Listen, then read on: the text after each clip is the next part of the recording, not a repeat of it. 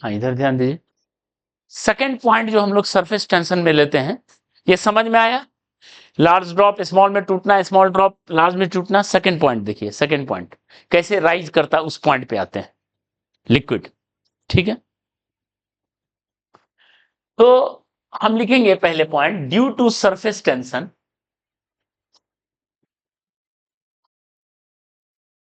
There is pressure difference pressure difference pressure difference in bubble. कोई भी spherical bubble है, वहां एक प्रेशर डिफरेंस होता है। क्या प्रेशर डिफरेंस है उसको समझिए। ठीक है, और ये बहुत, यही फेनोमेनन की वजह से कैपिलरी एक्शन होता है। ठीक है, प्रेशर डिफरेंस इन बबल का क्या मतलब है? जैसे कोई भी बबल लिया, कोई भी बबल लिया, मे बी ये कुछ भी हो सकता है। कोई वाटर ड्रॉप हो सकता है, मर्क्यूरी ड्रॉप हो सकता है। ठीक है, एयर बबल हो सकता है, स्फेरिकल शेप है। ओके, तो अगर अंदर का प्रेशर पी इन है, कॉनकेव रीजन का, बाहर का पी आउट है। ठीक है, तो पी इन जो होगा हमेशा ज्यादा होगा पी आउट से, ड्यू टू सरफेस टेंशन। ये जो स्ट्रेच सरफेस है, ये जो स्ट्रेच सरफेस है, इसकी वजह से अंदर का प्रेशर ज्यादा होगा बाहर से, पी इन हमेशा ज्यादा होगा पी आउट से। या आप बोल सकते हो पी कॉन्वेक्स ज्यादा होगा हमेशा पी कॉनकेव से। ठीक है, कैसे कितना वो हम लोग समझते हैं। ठीक है, ओके, तो अभी हम क्या कर रहे हैं, ये जो है इस बबल को हम मान लेते हैं दो पार्ट में, आधा पार्ट को दिखा रहे हैं जिसका रेडियस है आर, इसका रेडियस है आर, आर रेडियस का बबल लिए। ठीक है, इधर पी आउट है बाहर का, तो वो ऐसे फोर्स लगाएगा, प्रेशर की वजह से लगाएगा। अंदर जो प्रेशर है वो ऐसे लगाएगा, लगाएगा।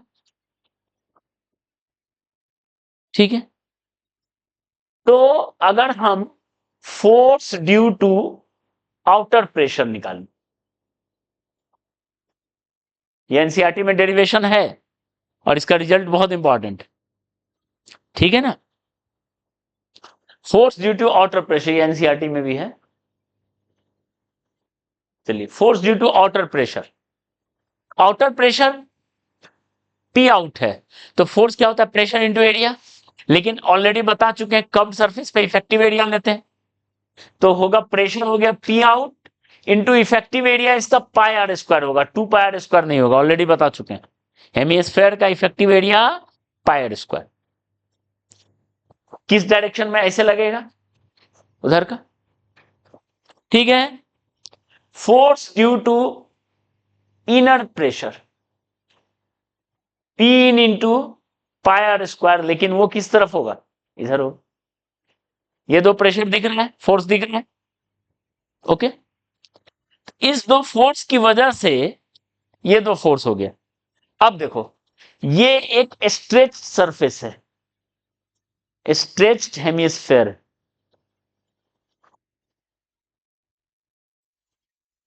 वो सरफेस स्ट्रेच है, उसको दूसरा हेमिस्फेयर ऐसे खींच रहा होगा, दूसरा हेमिस्फेयर इस तरीके से बाउंड्री के अलोंग खींच रहा होगा। ये विजुअलाइज कर पा रहे हैं? इधर का उसको खींच रहा होगा, उधर का ये खींच रहा होगा। हर पार्ट एक दूसरे को खींचता है ताकि एरिया मिनिमाइज हो। ठीक है, तो अब बताइए, ये जो खींच रहा होगा, force on left hemis left part due to right part, बताइए ये फोर्स कितना होगा, ध्यान दो। सरफेस टेंशन है, तो सरफेस टेंशन का फोर्स क्या होता है, force into length. Force into length होता है, तो surface tension into length, surface tension है एस, और इतना ये पूरा लेंथ कितना है बताओ, 2 पाई। ये कितना हो, किधर होगा, इधर होगा, दिख रहा है, दिख रहा है, ठीक है। तो बताइए, दो फोर्स इधर और एक फोर्स इधर बैलेंस करेंगे तो क्या लिखेंगे, P out into pi r square plus P in into pi r square, नहीं सॉरी, पी आउट प्लस क्या लिखेंगे, S into 2 pi r equal to P out into pi r square, लिखेंगे क्या, ओके। पी आउट ने P in, sorry P in, left का force equal to right का force, और इसको सॉल्व करोगे तो ये डिफरेंस पता चल जाएगा, दैट इज, किसी को पता है रिजल्ट, सरफेस टेंशन की वजह से प्रेशर डिफरेंस, स्कूल में पढ़ाया हुआ है ना, अच्छा।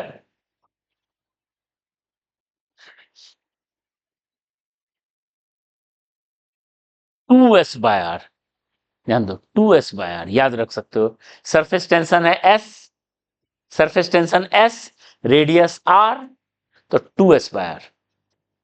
तो जहां एक लेयर है, यहां एक लेयर है लिक्विड का for one layer, one layer क्या है वो भी बताते हैं,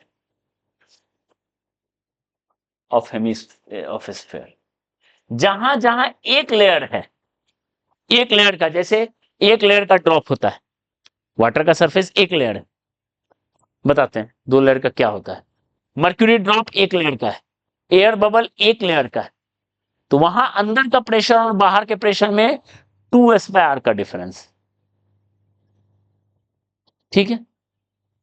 और आप यूनिट वाइज देखो ना, एस का है न्यूटन पर मीटर और नीचे में आर मीटर, तो न्यूटन पर मीटर स्क्वायर एकदम फिट बैठ गया, ठीक है। ये याद रख सकते हो रिजल्ट, और क्यों हो गया, इस प्रेशर की वजह से, इस सरफेस टेंशन की वजह से, नहीं होता तो नहीं होता, चलो ठीक है।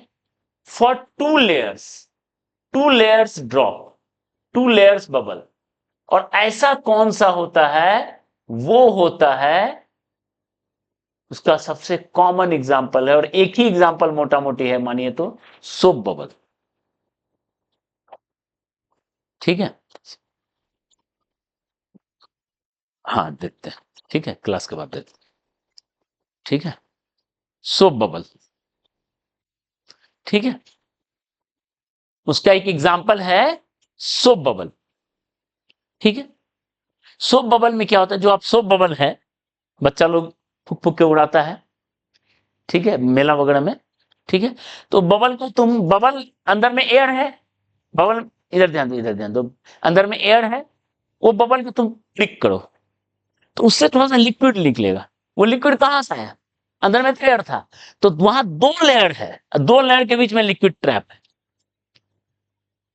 वहां दो लेयर है, दो, उसके बीच में लिक्विड ट्रैप है। तो हमेशा जो है एयर बबल में, या सोप बबल या सोप फिल्म, सोप का जो लेयर है उसमें दो लेयर हमेशा होता है, जैसे कोई पानी में मतलब सर्फ डाल दिए, ठीक है, और उसमें वो जो उसमें ऐसे मान लिए कुछ फ्रेम डाल दिए और निकाले, एक लेयर चढ़ गया जिसको फूकते हैं तो बबल बनता है, तो वो फ्रेम जो है, फ्रेम में सोप का दो लेयर है, एक इधर मतलब जो दिख रहा है उसमें दो लेयर है, दो के बीच में लिक्विड ट्रैप, मतलब अगर ऐसा फ्रेम है, ऐसा फ्रेम है, देख लो, ऐसा फ्रेम है, ठीक है, और इसमें सोप का फिल्म है, ये लेंथ L है, ये ब्रेथ B है, तो फोर्स क्या होता था, S इंटू एल होता था या S इंटू बी होता था, यहां पर 2s इंटू बी होगा, 2s इंटू एल होगा, 2s इंटू एल होगा, S 2s इंटू बी होगा, क्यों बताओ, दो लेयर, एक ऊपर का लेयर, एक अंदर वाला लेयर, दोनों खींच रहा होगा ना, जो आपको एक लेयर दिख रहा है वो एक लेयर नहीं है, दो लेयर है उसमें, उसके बीच में लिक्विड है, इस तरीके से, ऐसे इस तरीके से देखो, इस तरीके से, जैसा मैं ऐसा दिखा रहे हैं, दो लेयर है, जैसे अब तक हम एक लेयर की बात कर रहे थे, ऐसे खींच रहा था, ये एक लेयर है, ये एक लेयर है, इसके बीच में लिक्विड है, वो फ्रेम को ऐसे पकड़ा हुआ है, तो ये भी खींच रहा होगा, ये भी खींच रहा होगा, इसलिए कितना होगा, 2 लग जाएगा, ठीक है। तो जहां दो लेयर हो उस केस में प्रेशर डिफरेंस कितना हो जाएगा? डबल हो जाएगा उसका। क्यों? ये S इंटू 2πr जो एक लेयर का ले रहा है, अंदर वाला लेयर को भी खींच रहा होगा। S into 2πr, S into 2πr मिलकर क्या होगा? S into 4π। ठीक है, तो यहां पे हो जाएगा 4s बाय ये प्रेशर डिफरेंस। क्लियर है?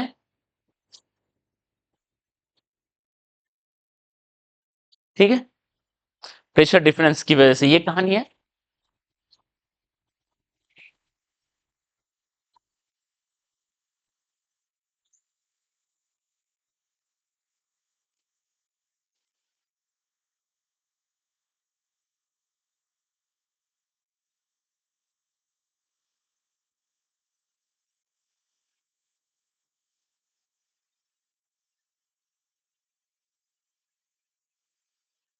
हम्म।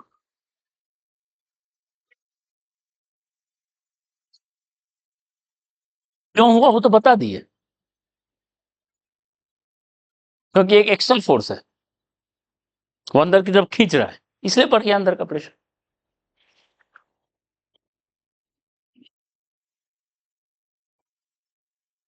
समझ में आया?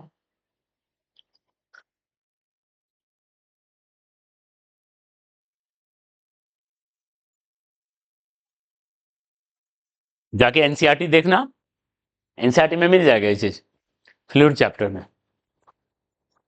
ओके,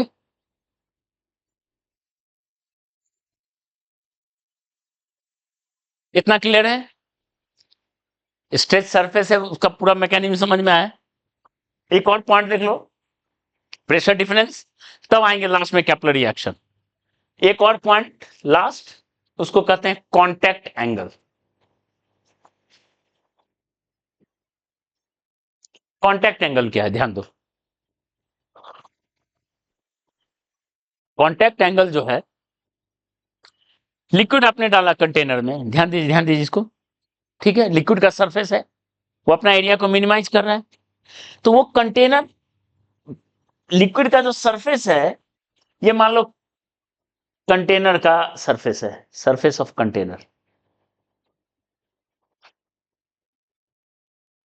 ठीक है, तो लिक्विड जो आपने डाला, तो लिक्विड का लेयर ऐसा एक शेप बना लेता है उसके साथ,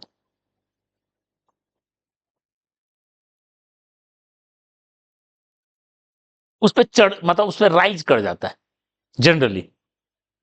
ठीक है, और ये किसकी तरह काम कर रहा है? Surface of liquid. तो ये क्या करता है? इस तरीके से फोर्स से खींच रहा है उसको, इस तरीके से खींच रहा है उसको, कंटेनर को, कंटेनर के सरफेस को वो खींच रहा है। एक, वो अपने एरिया को मिनिमाइज करेगा ना, वो ऐसे खींचेगा अपने एरिया को मिनिमाइज करने के लिए। ठीक है, हाँ, वो है मोलिकुलर फेनोमेना, वही बताने जा रहे हैं। ठीक है, कोई कोई लिक्विड होता है, जनरली ये होता है। ठीक है, कोई कोई लिक्विड ऐसा होता है, कोई कोई लिक्विड उसमें डिप कर जाता है।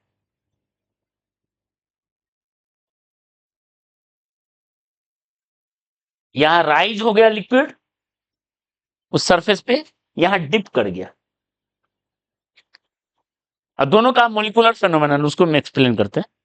जनरली वाटर और ग्लास रहता है, water and glass. Glass container में आपने वाटर डाला है, तो वाटर थोड़ा राइज कर जाता है, अलग अलग लिक्विड अलग अलग राइज करेगा, ये लिक्विड का प्रॉपर्टी है। ठीक है, और ये मर्क्यूरी एंड ग्लास, मर्क्यूरी जो है एक बहुत यूनिक है, मर्क्यूरी का डेंसिटी बहुत लार्ज है।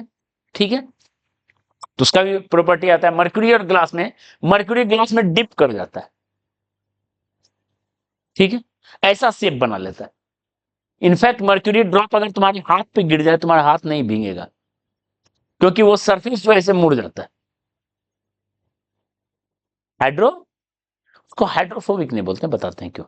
ठीक है, अब देखो ये आता है question, when liquid drop, mercury drop falls on your palm, it doesn't wet, because yes, वो डिप कर जाता है उसमें। तो यहां से एंगल ऑफ कांटेक्ट है, देखो ये जो सरफेस के साथ एंगल बनाया सरफेस, ये थीटा, और यहां पे देख लो, यहां ऐसा बनाया थीटा, सरफेस जितना एंगल बनाया। ठीक है, तो यहां पर थीटा इज एक्यूट और यहां theta is obtuse. Okay, theta अगर जीरो हो तो एकदम ऐसे राइज कर जाएगा, थीटा जीरो हो तो इस तरीके से होगा, एकदम ऐसे राइज होते हुए। ठीक है, थीटा इज जीरो।